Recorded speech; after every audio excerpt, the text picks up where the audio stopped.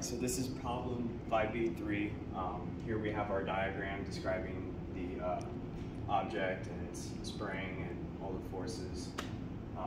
We are given that W is equal to 15 pound force and theta is equal to 0 degrees.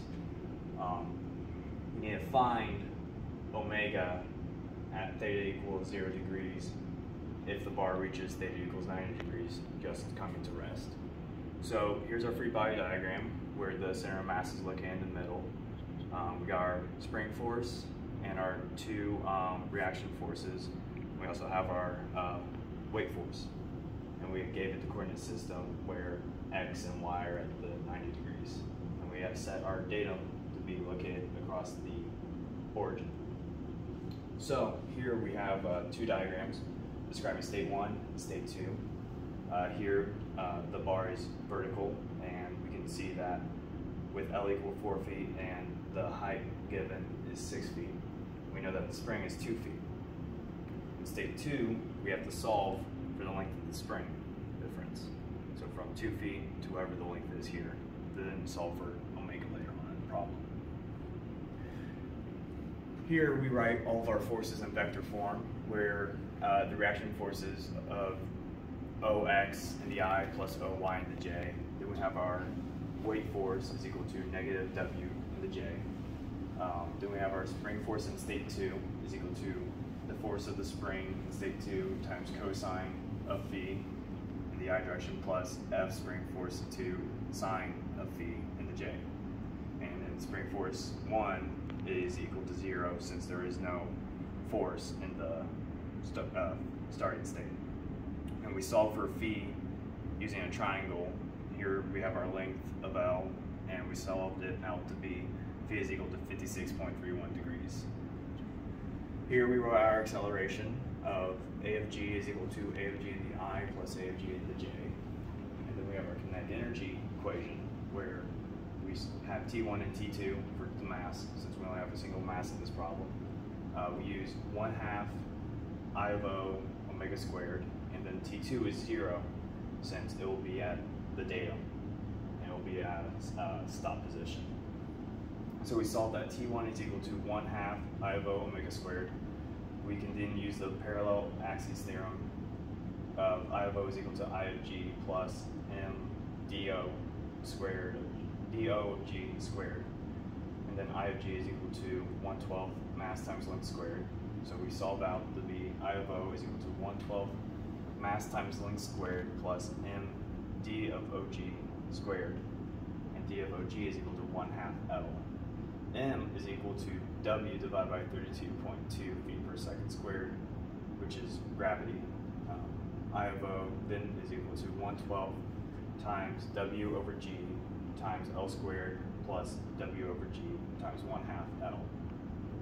From there, we can solve that T1 is equal to 1/2 times 1/12 times W over G times L squared plus W over G times 1/2 L omega squared. And here we have our potential energy equations in our box. So potential energy at 1 for the spring is going to be 0. As we said, the spring was not in tension then. And potential energy of the spring in state 2 is 1/2 kx squared, k being the spring constant, x being the displacement squared. Potential energy for, and related to d0, is mass times gravity times length over 2, and for 1. And for potential energy 2, it's 0 because it's at the 0. Again, G in our system is 32.2 feet per second squared. V1 is m times G times L over 2, as seen there, multiplying, setting m equal to W over G so we can get pound mass instead of pound force.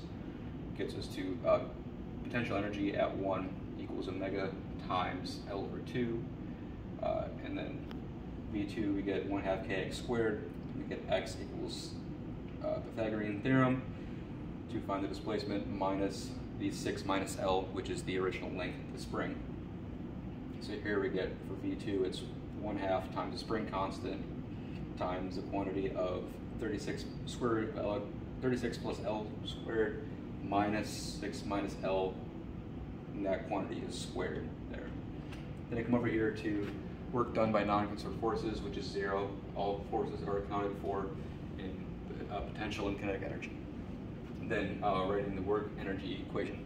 Again, T1 plus V1 equals UNC equals T2 plus V2. And we have here the written out version with our expanded version we wrote earlier. So you can have 1/2 times 1/12 times W over G times L squared plus your W over G times 1/2 L times omega squared plus W times L over 2 plus work done by non-conserved forces, which is 0 again, times your kinetic energy at 2, which is 0 again, plus 1/2 K time quantity of root 36 plus L squared minus 6 minus L squared.